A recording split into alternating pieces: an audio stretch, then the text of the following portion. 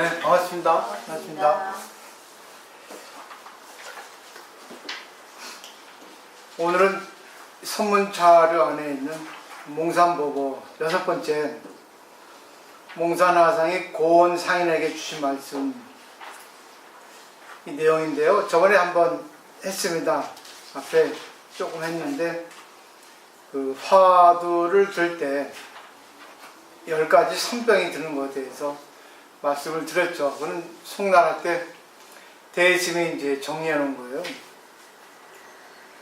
그것이 이제 우리나라에 들어오니까 무자화두 10종병이라고 화두를 들 때 10가지 이제 증상, 안 좋은 증상이 생기는데 그거에 대해서 경계하라 이렇게 주의를 주신 건데요.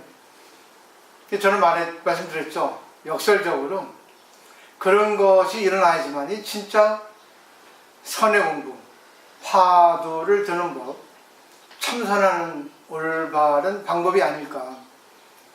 우리가 살다 보면 안 좋은 일이 많이 생깁니다. 좋은 일도 생기지만, 근데 좋은 일만 생기면 교만해지고 안 좋은 일이 같이 생겨야만이 자기를 뒤돌아볼 수 있는 거죠. 오늘 아침에 문득 텔레비전을 보는데 뉴스에 일본 대마도에서 우리나라 사람들 그 상점 출입을 좀 못하게 그렇게 그 안내문이 이렇게 붙여 있더라고요. 그래서 우리나라 사람들 얼마나 불성스러우면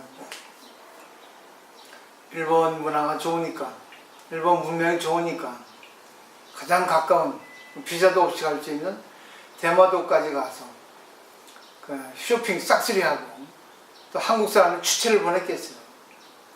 문화가 다르거든요. 일본 문화는 조용조용하는 문화고 그리고 알뜰하고 검소한데 우리나라 문화는 시끌하고 그리고 교만하고 떠들썩해요.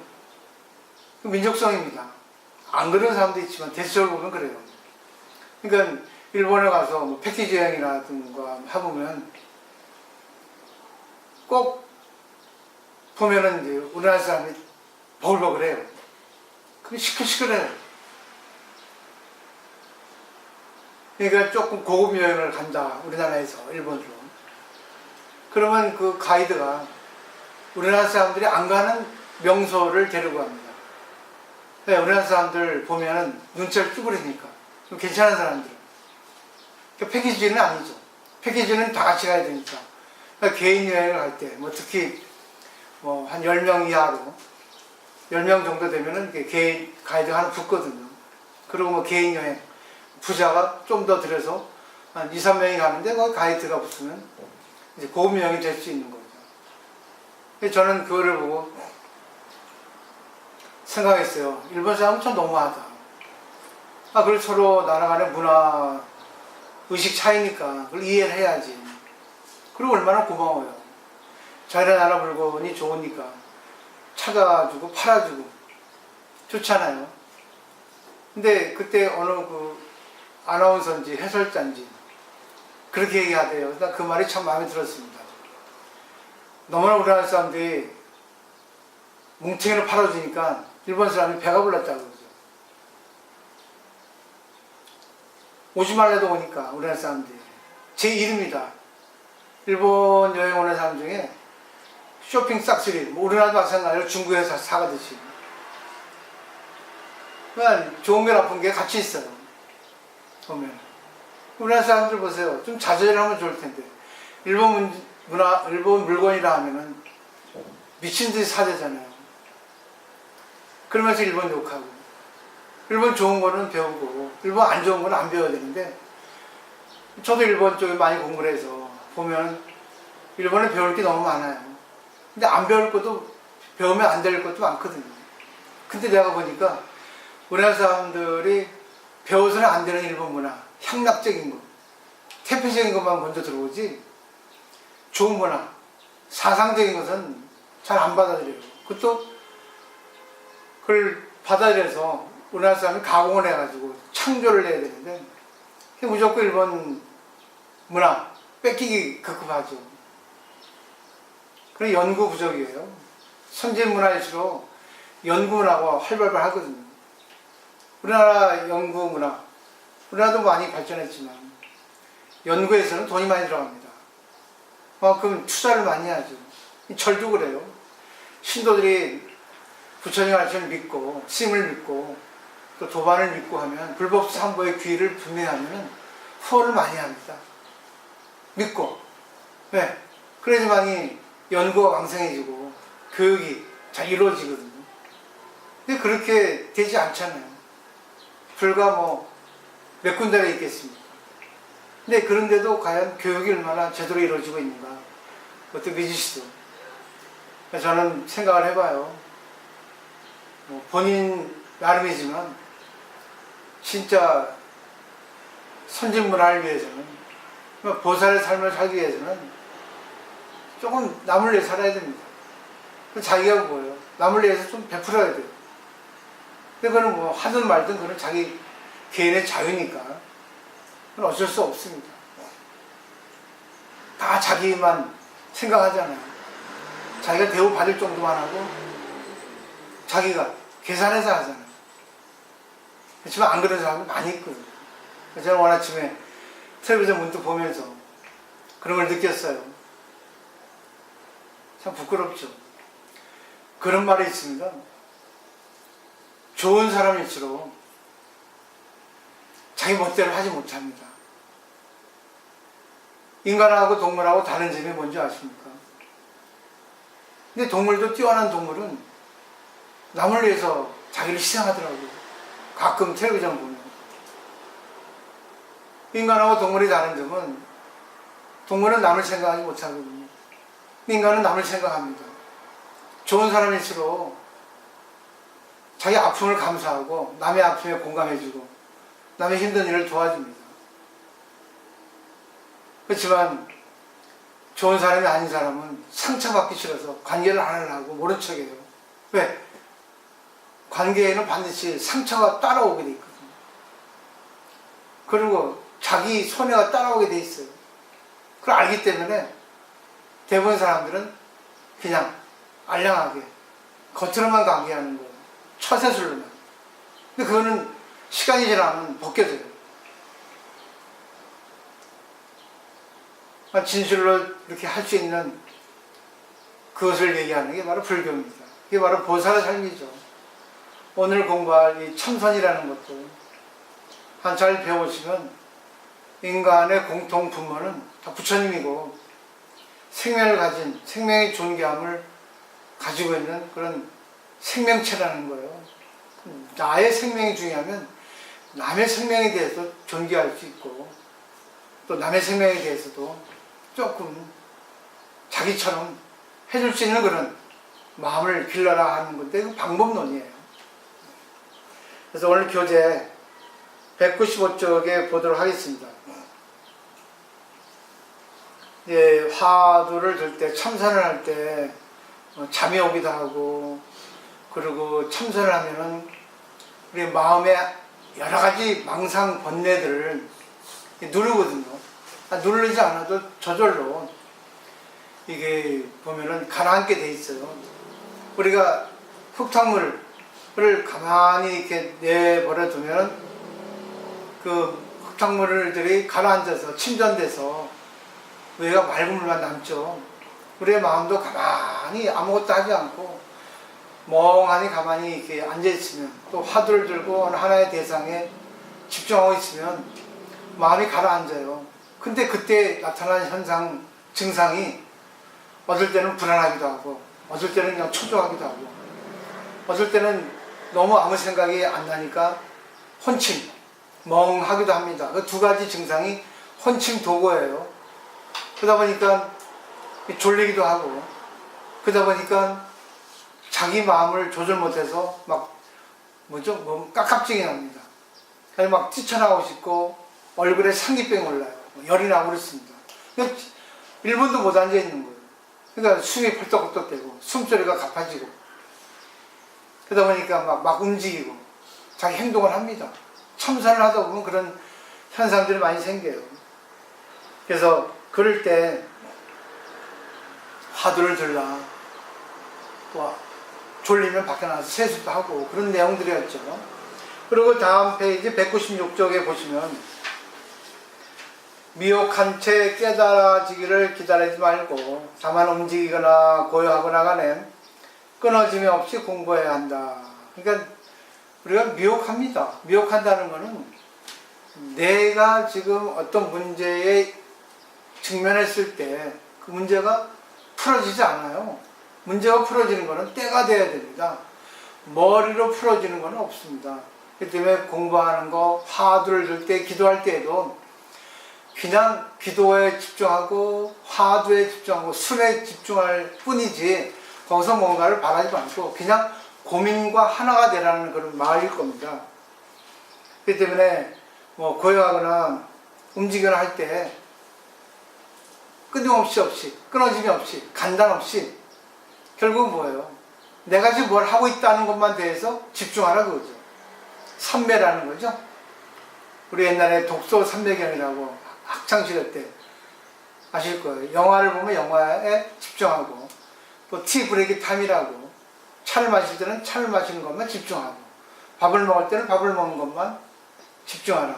또 뭐 아시겠지만 운전할 때는 운전하는 것만 집중하라. 자전거 탈 때는 자전거 타는 것 집중해야지 다른 거 생각하다 보면 사고 납니다. 아주 잘 타지 않는 한. 그 다음에 자연히 바깥의 경계는 들어오지 않고 참경계는 날로 증진하여 점차로 무명을 깨트릴 역량이 생길 것이다.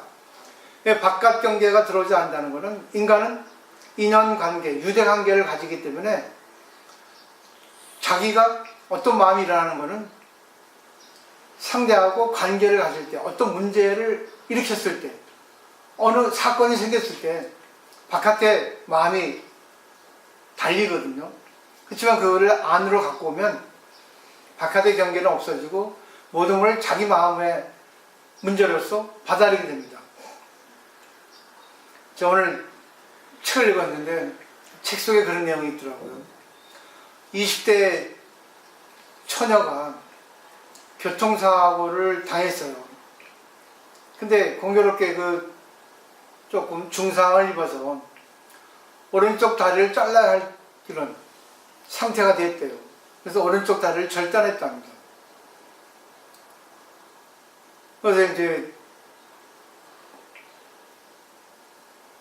아는 분의 따님이니까 문병을 갔대요. 그랬더니 그 딸은 20대 그리고 여성인데도 불구하고 처녀인데 불구하고 아무런 동요가 없더랍니다. 근데 하는 말을 들어보니까 그런 말 하더래요. 저는 책을 읽기를 좋아했는데 이렇게 되어서 책을 읽을 시간이 많을 줄 몰랐다고. 참 이것도 참 고마운 인연 같다고 이렇게 얘기를 하더래요. 깜짝 놀랐다는 거죠. 오히려 문병한 사람 장언했다는 거예요. 울며 불며 원망하고 탄식할 텐데 그러니까요 책을 볼 수 있는 시간이 많아서 너무 좋더라는 거죠. 그 시간이 흘러서 이제 퇴원을 하고 또다시 찾아갔대요. 시간이 한 6개월 정도 지나니까 그때는 이제 의족을 하고 있더랍니다. 오른발에 의족을. 그래서 어떻게 뭐 잘 지내냐니까 요즘에 태어나서 의족도 달고 그러니까 자기가 이제 몸을 움직일 수 있게 돼서 이제는 요리를 배우고 있다고. 요리를 할 수 있는 그런 상태가 돼서 참 좋다고 이렇게 얘기하더라고요. 그래서 참 어떻게 이런 생각을 하고 이런 말을 할 수 있을까. 근데 얼굴에 동요가 없고 마음이 차분하더랍니다. 말도 그렇고. 알고 봤더니 그 집안에 부모가 신앙인이에요. 항상 모든 것에 대해서 감사하고 부모가 그렇게 생활하는 겁니다. 부정적인 생각 안 하고 남을 찌르지 않고 탓하지 않고 그 부모를 보면은 그 자식을 알 수 있거든요. 그 나타난 현상은 이거는 부정할 수 없어요. 그 딸이 원상태의 젊은 자리로 돌아갈 수 없거든요. 그렇다고 한탄하고 원망해도 그게 좋아지는 거 없습니다. 그럼 결국은 자기가 지금 이런 나타나는 현상에 대해서 어떻게 마음가짐을 갖냐에 따라서 그게 신통력이고 기적이에요. 쉽지 않은 일인데, 참선 공부나 불교 공부, 신앙에 대한 그런 것들은 전부 자기가 살아가는 데 있어서 지혜와 자비를 갖는 거예요. 그리고 생각해 보십시오.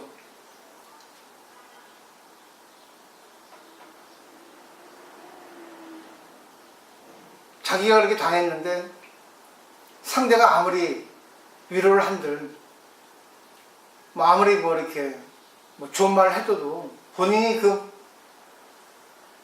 현상을 받아들이지 않으면 그거는 아무 의미가 없어요.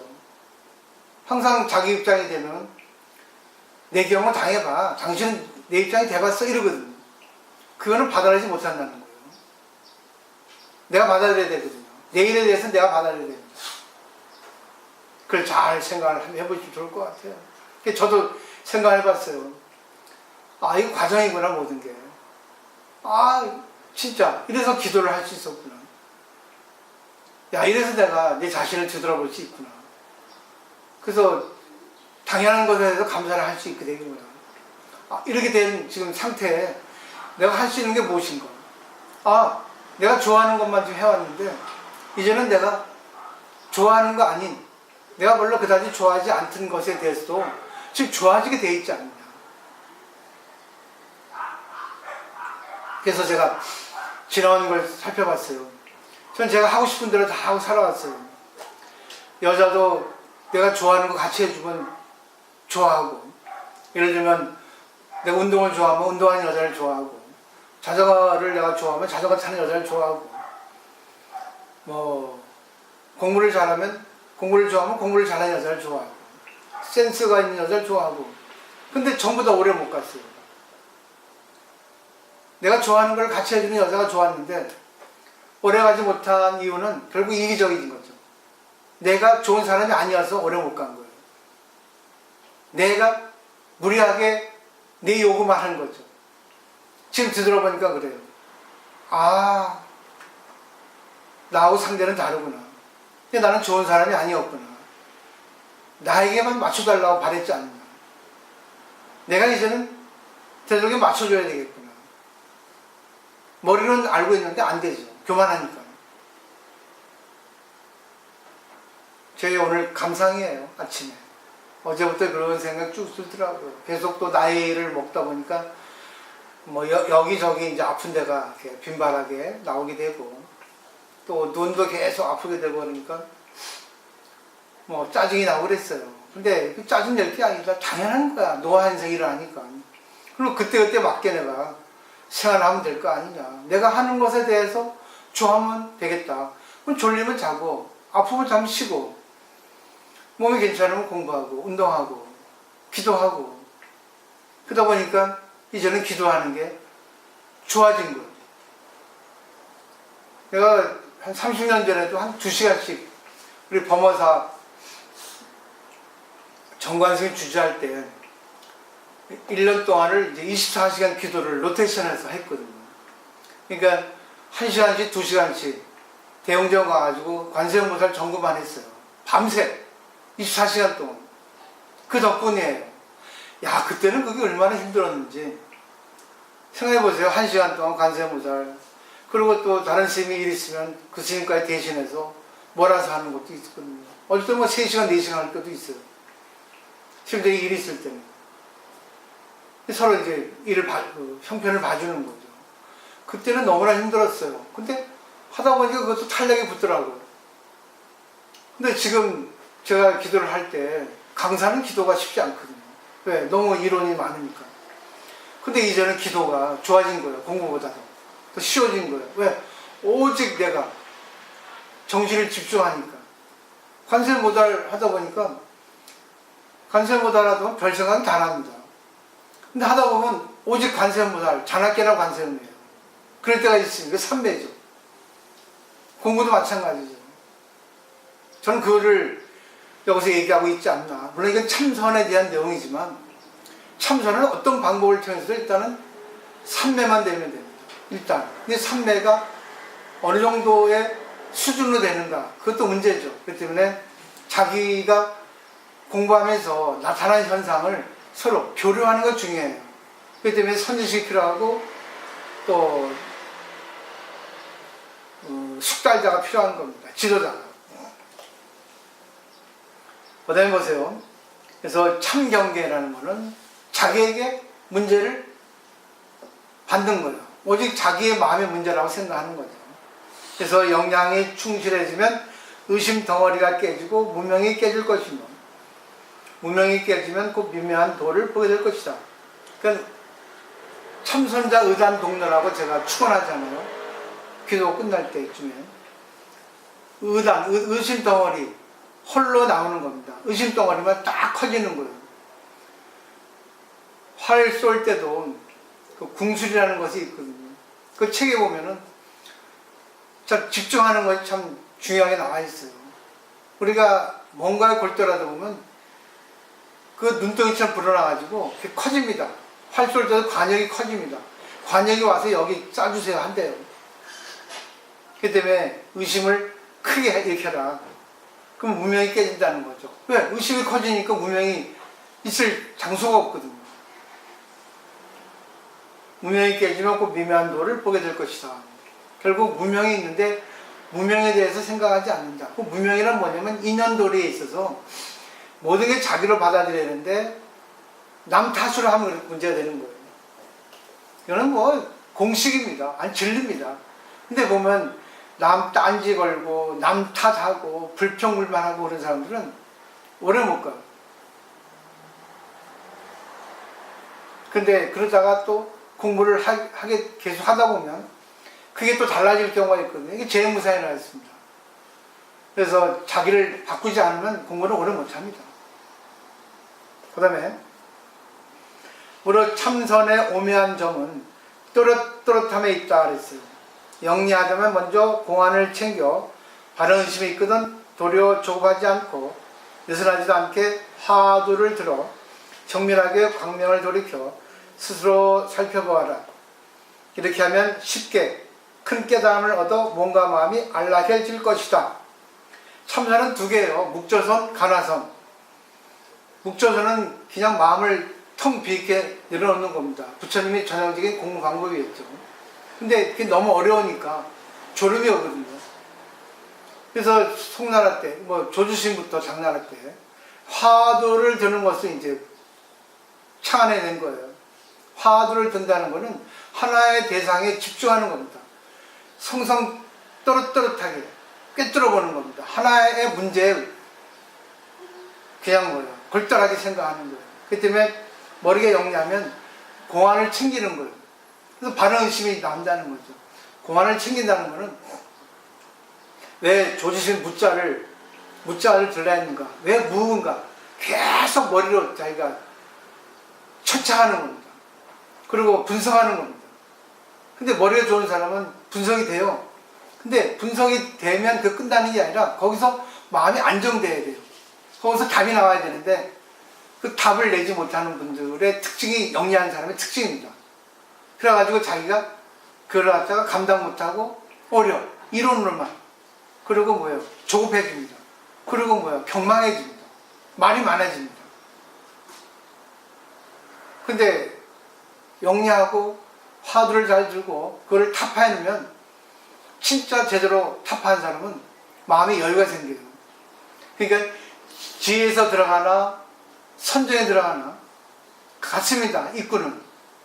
근데 지혜에서 들어가서 선정이 돼야 되고 선정에 들어가면 지혜가 돼야 됩니다. 그래서 선정과 지혜는 둘이 아니라 하나라 그랬어요. 정의 쌍수라고 우리나라 고려 시대 때 누구죠? 진울신 보조국사도 이렇게 얘기했거든요. 정의 결사. 그 영리한 사람일수록 마음이 안정되고 말이 많아 하면 안 돼요. 그리고 조용한 사람일수록 지혜를 많이 내야 됩니다. 둘이 하나가 될 수 있어야 돼요. 선정과 지혜, 그 다음에 자비, 그 다음에 방편, 이렇게 연결되거든요. 그 다음에 만약 마음가짐이 조급하면 육당심은 네 가지 마음 중에 하나인데 이건 고깃덩어리, 심장을 얘기합니다. 흔들려서 혈기가 고르지 못하는 따위 병통이 생겨날 것이니 이것은 바른 길이 아니다. 그 심장이 흔들리면 어떻게 돼요? 맥박이 빨라지죠? 심장이 뛴죠? 근데 참 사람한테 심장이 뛰면 안 되거든요. 왜? 조급하니까. 심장이 벌렁벌렁 한다 해죠. 그죠? 심장이 막 뛰면은 그 사람은 안정될 수 없고 마음을 조절 못하니까 밖으로만 딱 가만히 못 있습니다. 참선해보면 알아요. 그리고 남하고 관계할 때도 마찬가지예요. 자기 생각대로 안 되면 심장이 벌렁벌렁 뛰거든요. 그러면 말로 공격을 안 하면 못 삽니다. 남의 말 들어주지 못합니다. 그 때문에 평소에 공부를 좀 하라는 거지. 다만 진정한 신심을 내어 참마음 가운데 의심이 있으면 자연히 화두가 눈앞에 나타날 것이다. 진정한 신심이라는 것은 믿는 마음이에요. 아, 이렇게 한다. 그 선지식의 가르침을 믿고 부처님의 말씀을 믿어야 됩니다. 이 신심이라는 것은 결국 남이 한 말을 믿어야 되고 남의 한 말에 대해서 자기가 믿는 마음을 내는 게 신심이거든요. 그게 신앙입니다. 그리고 자기 마음이 그렇게 될 수 있는 가능성이 있다는 걸 믿는 게 신심이에요. 진정. 그 때문에 믿는 마음이라는 건 참 중요합니다. 내가 믿기 때문에 남편하고 결혼했어요. 믿기 때문에 애 낳습니다. 믿기 때문에 공부합니다. 믿기 때문에 병원에 수술합니다. 상담을 믿기 때문에 돈도 빌려줘요. 상담을 믿기 때문에 내 마음을 줍니다. 믿음이 제일 중요합니다.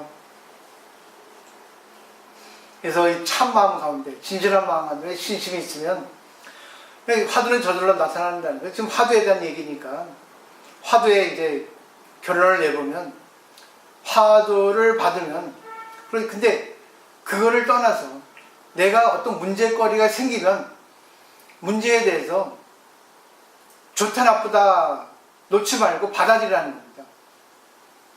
오늘 아침 밴드에 글 올렸죠? 어떤 마음도 자기에게 필요한 거예요. 근데 거기에서 이것이 나에게 필요한 것이다. 이걸 내가 어떻게 받아들일까? 할 때 문제가 풀립니다. 아니, 자기 마음의 문제가 풀리죠. 객관적으로서 어떤 상대가 바뀌거나 나타나는 현상, 일, 문제가 풀리는 건 아니에요. 뭐 풀릴 수도 있겠지만. 일단 내 마음이 풀어지고 내 마음이 이렇게 녹아버리고 마음이 여유로워지면 상대에 대한 생각도 달라지고 상대에 대한 말도 부드러워집니다. 근데 미우면 어떻게 돼요? 박지르는 말 나갑니다. 말이 커집니다. 부드러우면 어떻게 돼요? 말이 부드러워집니다. 그 다음에 만약 용을 써서 화두를 든다면 공부가 힘을 얻지 못할 것이다. 그러니까 뭐 할 때도 힘 빼라 하잖아요. 운동할 때 힘 빼고 운전할 때도 힘을 빼고. 근데 운전할 때 보세요. 못하니까 어깨에 힘 들어가지고 운전하고 나면 어깨에 몸살 나죠. 자전거도 마찬가지죠. 그죠? 헬스도 그렇습니다. 모든 게 힘 빼야 됩니다. 우리가 병원에 주사 맞을 때도 엉덩이 주사 맞을 때 어떻습니까? 엉덩이 힘 주죠. 그러면 간호사가 뭐랍니까? 힘 빼세요 하지. 뭐든지 힘을 빼야 됩니다. 어깨에 힘을 빼. 기본입니다. 근데 이것이 일부러 자기가 의식하다 보면 힘이 들어가요. 야, 힘 빼고 해. 노래할 때도 마찬가지고. 힘을 주면 오래 못합니다. 그냥 자연스럽게 해야 되겠죠. 연습하듯이 하라는 게 그 말이죠. 움직이거나, 그러니까 만약 용을 써서 화두를 든다면 공부가 힘을 얻지 못할 것이라는 그런 말이고, 움직이거나 고요하거나 간에 의심하는 공안이 흩어지지 않고 뻗지르지도 않으며 화두가 조급하지도 않고 느슨하지 않아서 자연히 눈앞에 나타나면 이와 같은 때라야 공부가 힘을 얻게 될 것이다. 우리가 기도할 때도 그래요. 아유 지겨워. 빨리 끝났습니다. 아유 왜 진짜 금방 시간이 갔네. 상태에 따라서 그날의 인연 따라 다릅니다. 근데 이제는 하다 보면 저절로 1시간 반이 금방 갑니다. 눈 깜빡할 새에 갑니다. 그죠? 밥 먹기 싫은 거 먹을 때는 시간이 엄청 갑니다. 더디게 갑니다. 근데 좋은 사람하고 같이 밥을 먹으면 1시간이라는데 10분이라는 것 같아요.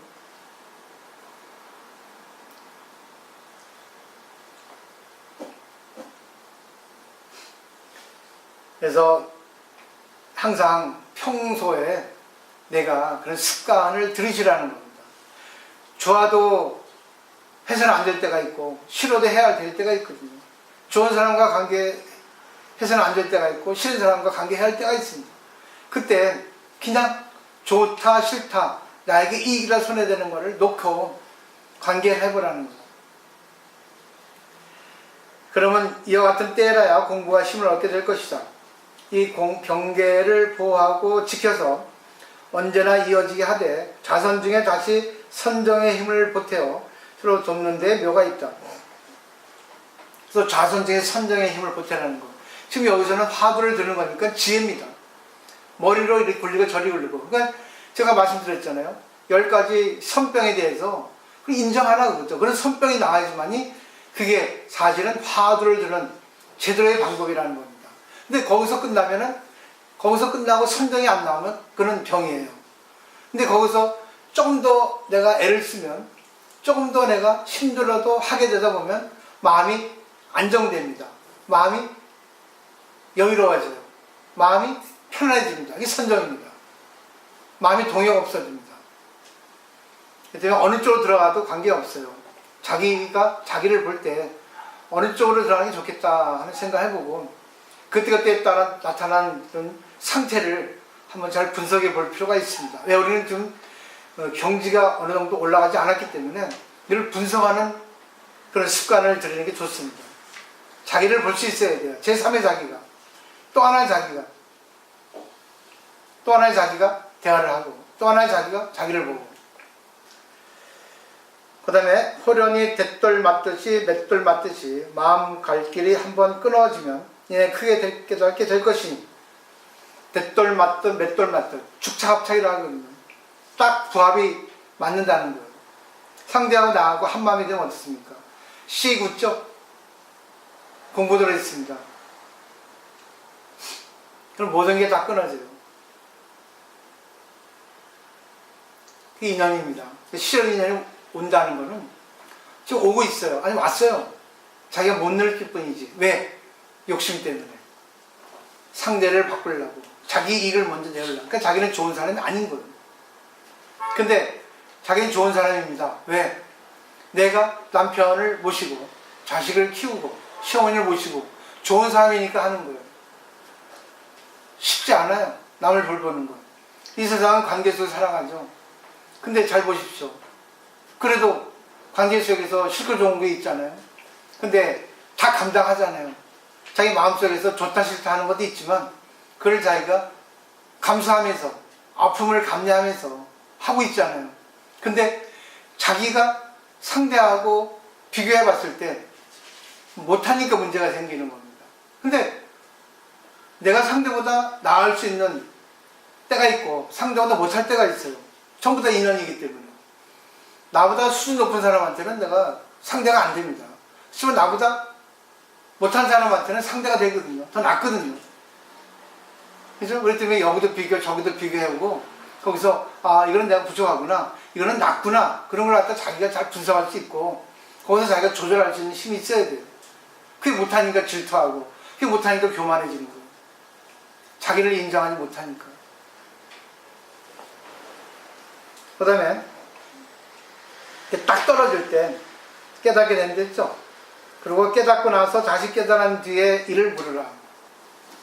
그래서 항상 공부는 대화가 중요합니다.